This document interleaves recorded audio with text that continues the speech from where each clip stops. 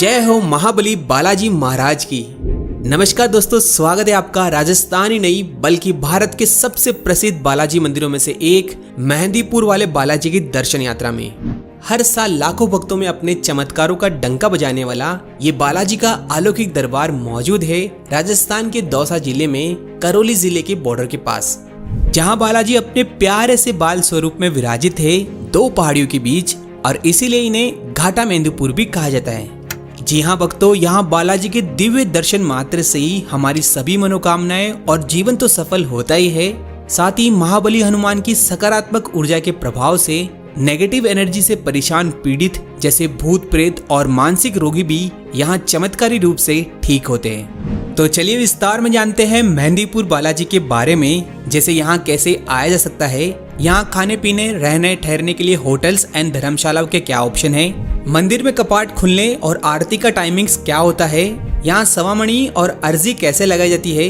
इतना ही नहीं, यहाँ आने से पहले और जाने के बाद कौन से नियमों का पालन करना चाहिए, साथ ही कितने दिन का टूर प्लान और बजट के बारे में, और दर्शन करेंगे बालाजी के अलावा कुछ और प्रमुख मंदिरों के, जैसे राम दरबार मंदिर, समाधि वाले बाबा, 3 पहाड़ शक्ति स्थल, 7 पहाड़, माता अंजनी धाम और गगनचुंबी हनुमान जी की इस विशाल प्रतिमा की भी।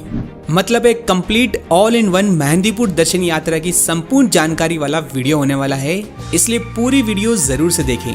मैं हूं आपका दोस्त सनी और आप देख रहे हैं टूरनो।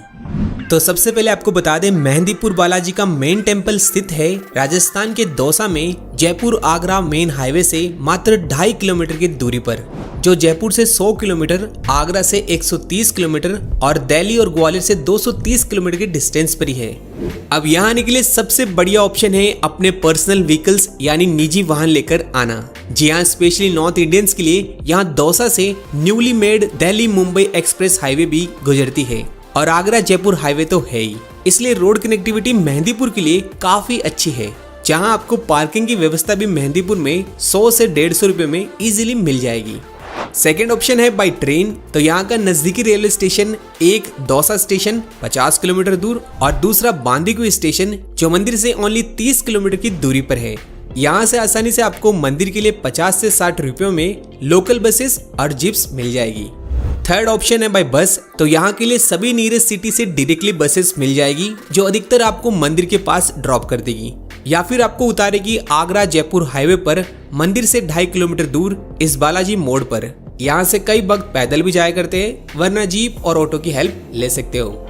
लास्ट यहाँ का नजदीकी एयरपोर्ट जयपुर ही होने वाला है, जहाँ से कैब्स और बसेस में मंदिर तक आया जा सकता है। दोस्तों, मेहंदीपुर के बारे में कहा जाता है कि आपकी यात्रा को तभी सफल और शुभ माना जाता है जब आप यहाँ पर दिन की दोनों सुबह और शाम की आरतियों में शामिल होते हो। इसलिए जब भी आप मेहंदीपुर प्लान करो, कोशिश कीजिए आप एक दिन पहले रात्रि को यहाँ आ जाओ, ताकि आप यहाँ आकर होटल्स और धर्मशालाओं में फ्रेश होके सुबह अर्ली मॉर्निंग की आरती में शामिल हो सको। फिर दिन में मेहंदीपुर को अच्छे से एक्सप्लोर के बाद कुछ और प्रमुख मंदिरों के दर्शन के पश्चात दिन की दूसरी संध्या आरती में शामिल हो पाओ और बालाजी के अच्छे से दर्शन के बाद फाइनली आप अपने घरों को वापस प्रस्थान कर सकते हो। चलिए अब बात कर लेते हैं मंदिर की टाइमिंग्स और सबसे जरूरी आरती के समय के बारे में। तो सुबह की पहली आरती का टाइम है सवेरे 6 बजे से 6:40 तक, वहीं शाम की आरती का टाइम है संध्या 6:30 से 7:10 तक। यहाँ ध्यान देने वाली बात यह है कि सुबह और शाम दोनों आरतियों के वक्त किसी भी भक्त को मंदिर में प्रवेश नहीं दिया जाता, बल्कि सभी श्रद्धालु मंदिर के बाहर से ही प्रभु के दर्शन करते हैं और आरती के टाइम यहाँ का माहौल बहुत ही सुखद और भक्तिमय होता है। सुबह की आरती के बाद सबसे पहले भक्तों के लिए कपाट खुलते हैं 7 बजे से 11 बजे तक। फिर बालाजी के राजभोग के समय 11:30 से 12 बजे तक पट बंद होते हैं। उसके बाद फिर वापस दोपहर की 12 बजे से शाम 6:30 तक दर्शन कर सकते हो। फिर शाम की आरती के बाद 7:10 से रात्रि 9 बजे तक दर्शन और किए जा सकते हैं, जिसके बाद मंदिर के कपाट बंद कर दिए जाते हैं। वैसे ये टाइमिंग सीजन के हिसाब से थोड़ा ऊपर नीचे हो सकते हैं। दोस्तों, ये बालाजी का पावन धाम करीब 1000 वर्ष पुराना है और ये तब की बात है जब यहाँ के महंतों के पूर्वज गणेशपुरी महाराज को बालाजी ने स्वप्न में दिव्य दर्शन दिए और इन्हें आदेश दिया यहाँ मंदिर की स्थापना कर पीड़ितों की सहायता और सेवा करने को अपने 3 रूपों में। जी हाँ, यहाँ मुख्य बालाजी के साथ भैरव कोतवाल और प्रेतराज सरकार की प्रतिमाएं भी है और ये भी स्वयंभू प्रकट हुई थी। यहाँ बालाजी स्वयं शिव के अवतार मेहंदीपुर के राजा है और इनके सेना के कप्तान भैरव बाबा है, इसीलिए इन्हें भैरव कोतवाल कहा जाता है। तो वहीं प्रेतराज सरकार बुरी आत्माओं के दंडनायक है। आगे मंदिर में प्रवेश करने से पहले आप बाहर इन शॉप से बालाजी के लिए प्रसाद ले सकते हो, जहां बालाजी को मुख्यतः यहाँ लड्डू का भोग लगता है, जो बेसिकली यहाँ 51 रुपए से शुरू होता है। वैसे यहाँ भैरव कोतवाल और प्रेतराज सरकार को भी अलग भोग लगता है, जिसमें भैरव कोतवाल को प्रिय है स्पेशली उड़द की दाल से बनी मिठाइयाँ और दही बल्ले और गुलगुले का भोग। वहीं प्रेतराज सरकार को खीर या पके हुए चावल का भोग विशेष प्रिय है। चलिए अब हम लाइन से चलते हुए बालाजी का नाम लेते हुए आगे बढ़ते हैं धीरे धीरे, और फिर फाइनली दर्शन होते हैं बालाजी के दिव्य बाल स्वरूप के, जिनके लेफ्ट में सीताराम जी और राइट में भोलेनाथ भी विराजमान हैं। वहीं बालाजी की छाती के पास एक छोटा सा छिद्र है, जिससे हमेशा चमत्कारी जल टपकता है। इसे बालाजी का पसीना भी कहा जाता है, जिसे मंदिर के कपाट खुलने पर यहाँ के पुजारी श्रद्धालुओं पर छिड़कते हैं, और ये दिव्य जल की छींटे बहुत ही सौभाग्य वाले भक्तों को प्राप्त होते हैं, इसलिए मंदिर में इनके लिए धक्का मुक्की ना करें। इसके बाद बालाजी से आशीर्वाद के साथ अपनी मनोकामना मांगते हुए पंडित जी को प्रसाद देकर आगे बढ़ेंगे।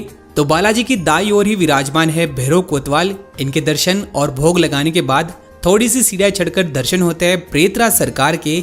यहाँ भी भोग लगाते हुए आगे इनके दीवान के दर्शन के बाद मेन मंदिर के एग्जिट की ओर से बाहर आते हैं। मंदिर में चढ़ाए गए इस नॉर्मल प्रसाद को आप निश्चिंत होकर खा भी सकते हो और अपने घर भी ले जा सकते हो, क्योंकि ये नॉर्मल प्रसाद है। बस ध्यान देना, अर्जी का प्रसाद कभी नहीं लेके जाना, जिसके बारे में अभी हम आगे बात करेंगे। इसके अलावा बालाजी के सवामणि भी बहुत ज्यादा बोली जाती है जब किसी की मांगी गई मुरादें और मनोकामना पूरी होती है तब।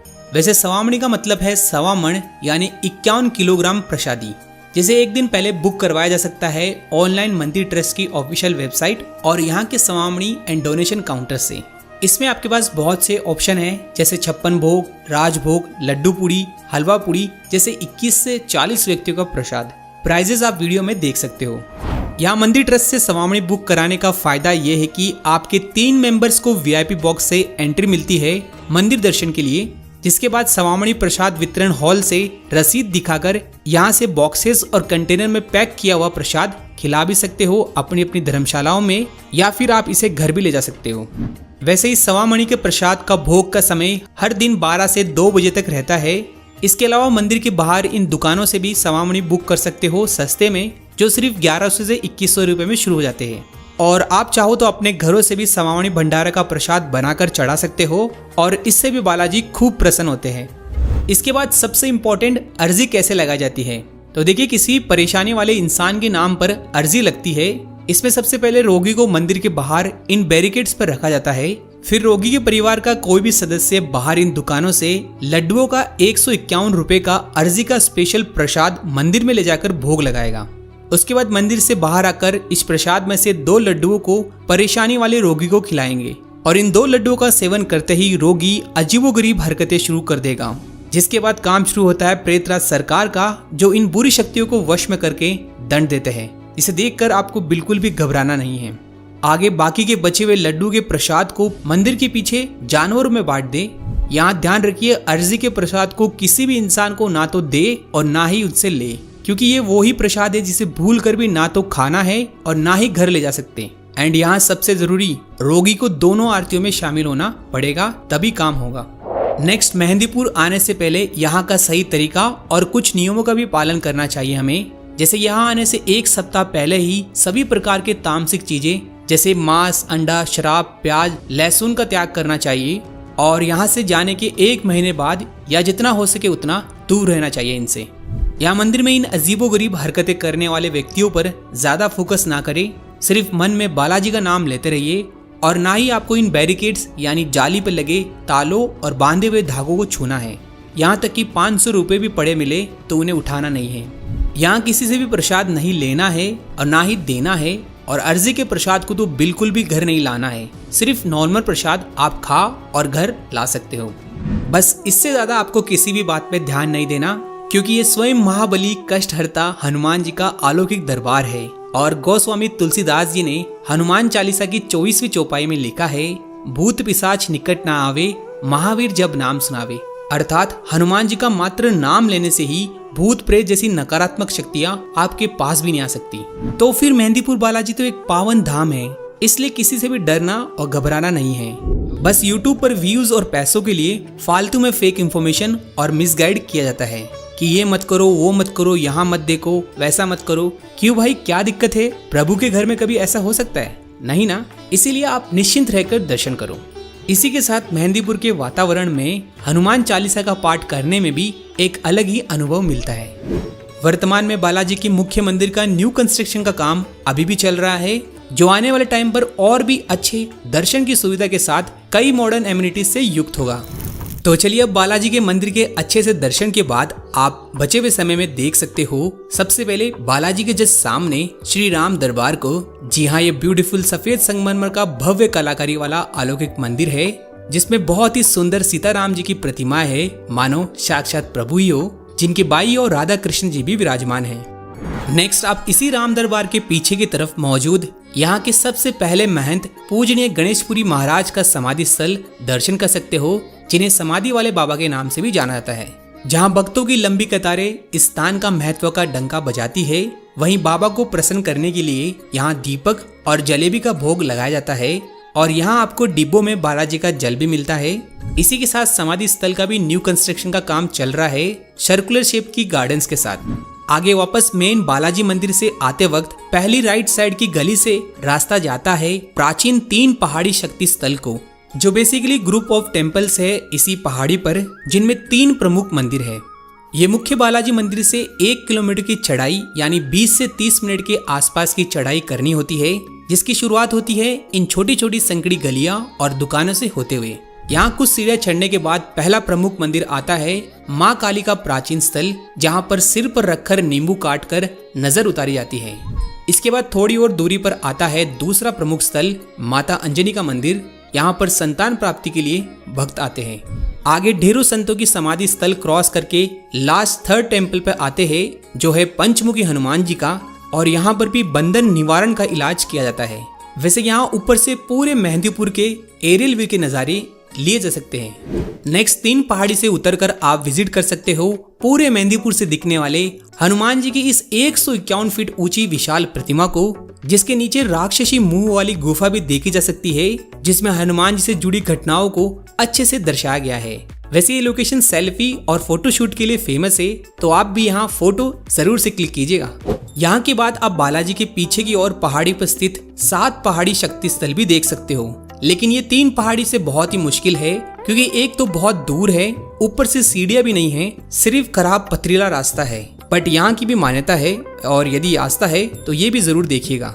वैसे ये ऑफबीट एडवेंचर ट्रैकिंग वाला रास्ता है, जिसका मजा मानसून में आता है। और ये 7 पहाड़ी पे 7 प्रमुख मंदिर है, शेषनाग मंदिर, अंजनी माता, बालाजी, काली माता, चामुंडा माता, गोरखनाथ जी, और आखिरी 7वां मेन महादेव का प्राचीन मंदिर, जहाँ पर एक विशाल चट्टान भी है बालाजी की।